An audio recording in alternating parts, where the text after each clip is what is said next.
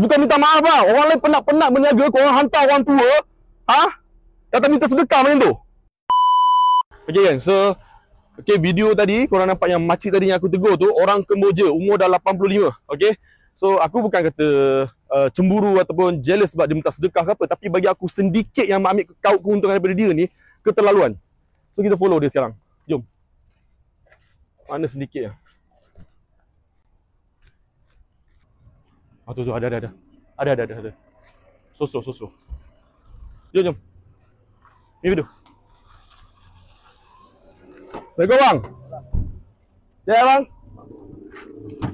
Tolong ambil video.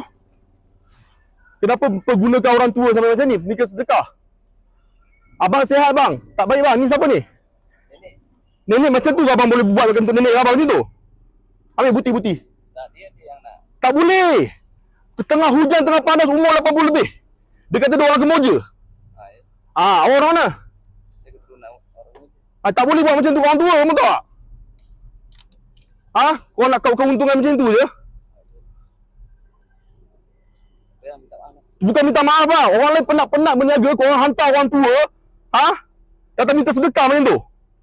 Mana hati mata, mana hati apa? Perikemanusiaan hang ni?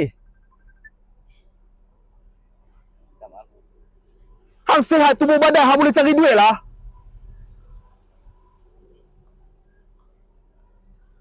Berapa lama dah buat kerja ni? Apa ni? Apa fikir jalan mudah ni?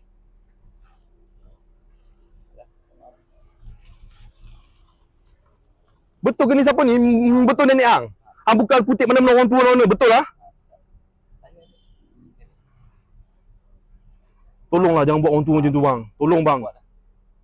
Saya pun saya kesian kat dia, faham tak? Orang tua tadi sehujan saya nampak, ya Allah panas macam ni. Siapalah yang tak ada hati purut sampai hantar orang tua. Kenapa hang tak minta sedekah bang?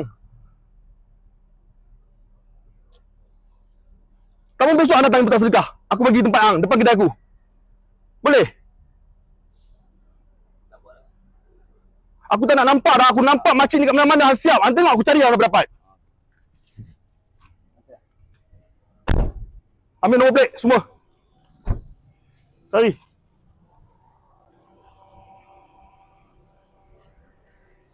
Nombor plate pun dah macam babi 9481. Aku dah cakap mesti ada orang hantar macam ni. Jom,